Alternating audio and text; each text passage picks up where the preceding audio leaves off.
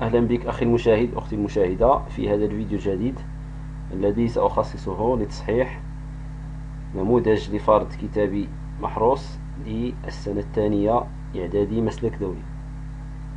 Donc on va commencer par la première partie, la partie de restitution des connaissances, l'exercice 1, compléter le tableau suivant. Donc on va déterminer les types d'éruptions volcaniques.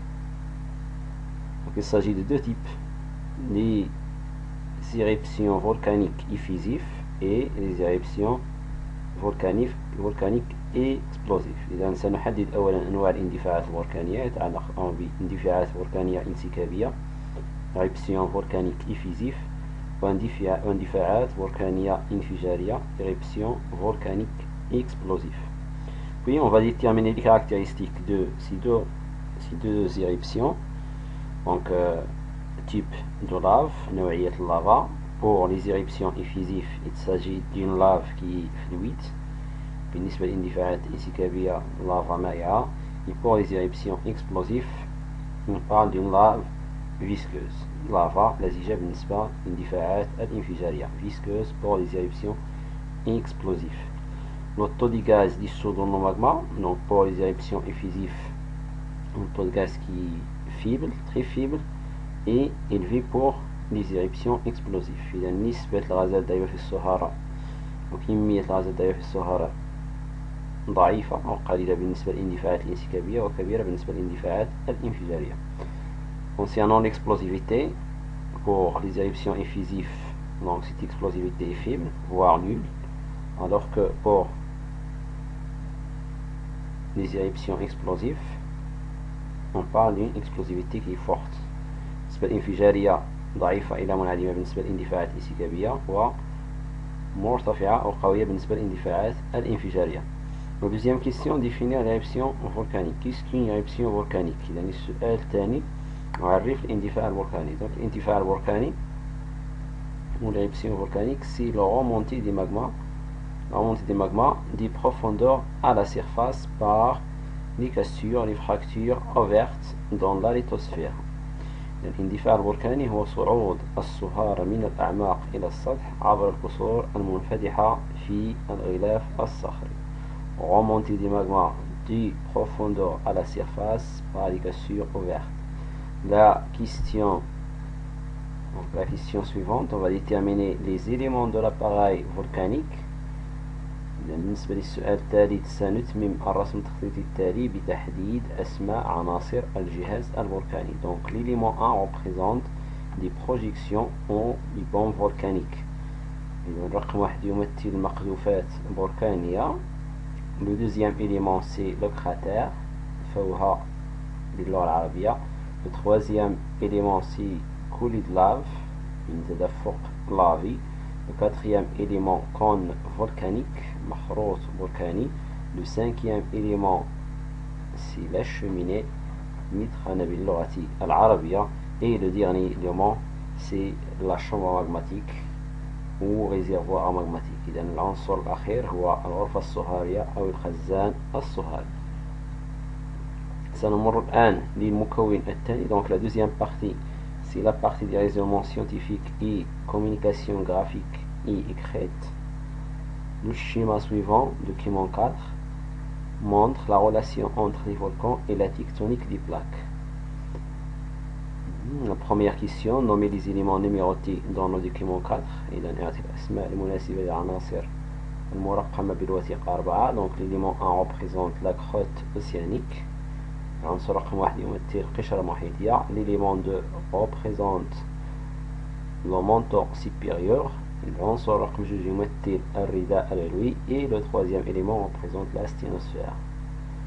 Le quatrième représente le magma. Le cinquième cône volcanique. بالنسبة للعنصر الرابع يمثل الصهارة. والعنصر الخامس يمثل مخروط بركاني كما تلاحظ الأجوبة في أسفل الشاشة. Donc voilà les réponses. 1 crotte océanique, 2 manteau supérieur, 3 l'élément 3 c'est la sténosphère, l'élément 4 le magma et l'élément 5 l'élément 5 c'est cône volcanique. Donc l'élément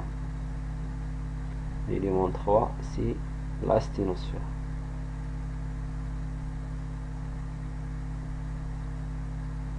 Pour la question numéro 2, déterminer le type des mouvements tectoniques entre les plaques représentées sur le document 4. Donc il s'agit d'un mouvement de convergence entre deux plaques océaniques.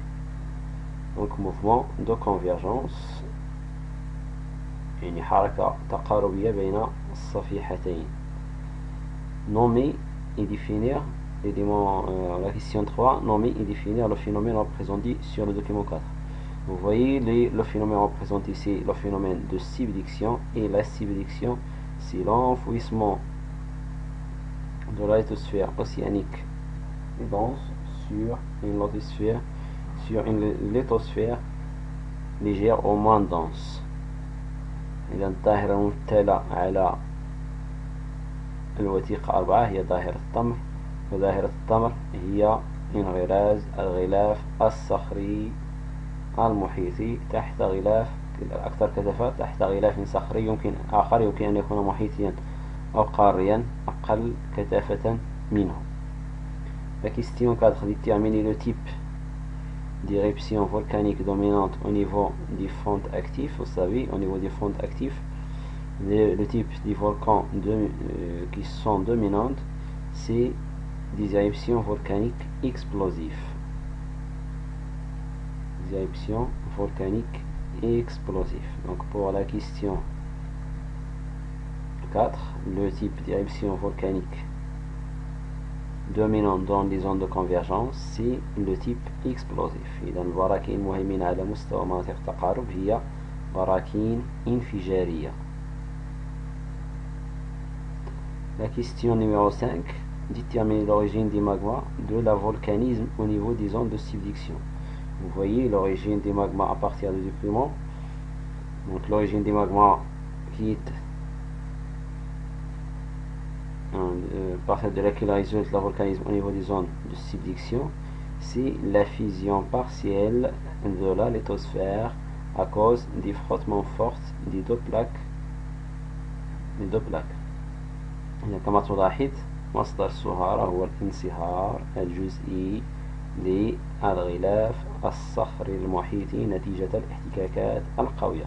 Donc c'est la fusion partielle de la lithosphère océanique, comme vous voyez au-dessus de l'écran. Donc la réponse, l'origine des magmas, c'est la fusion partielle de la lithosphère océanique. مصدر الصهارة هو الانصهار الجزئي للغلاف الصخري المحيطي نتيجة الاحتكاكات القوية. Déduire de ce qui précède la relation entre les volcans et la tectonique des plaques au niveau des zones de subduction. Vous voyez, au niveau des zones de subduction, on a des mouvements de convergence qui conduisent à des forces de compression. Ainsi, le phénomène de subduction, c'est-à-dire l'enfouissement de la lithosphère océanique plus dense sous une autre lithosphère moins dense. Ainsi, le phénomène de subduction conduit à des forts frottements entre les deux plaques, ce qui provoque une fusion partielle, comme vous voyez au document 4, de la lithosphère océanique. Ainsi, le magma se forme et remonte des profondeurs à la surface pour donner des éruptions volcaniques explosives. Donc, mouvement de convergence donne des forces de compression et phénomène de subduction. Ainsi résulte des frottements forts qui provoquent une fusion partielle de la lithosphère océanique, formation des magmas, remontée des magmas de la profondeur à la surface par ligature ouverte à la lithosphère, et ainsi des éruptions volcaniques explosives se forment à la surface. العلاقة بين البراكين وتكتونية الصفائح على مستوى مناطق التمر كما تلاحظ أخي المشاهد أختي المشاهدة لدينا حركات تقاربية ننتج عنها قوى انضغاطية وظاهرة الطمر تؤدي إلى احتكاكات قوية، وبالتالي انصهار جزئي للغلاف الصخري المحيطي بسبب ارتفاع الحرارة ودرجة الحرارة والضغط. تتشكل صهارة، هذه الصهارة تصعد من الأعماق إلى السطح عبر الكسور المنفتحة كما تلاحظ لتشكل براكينا انفجارية على السطح.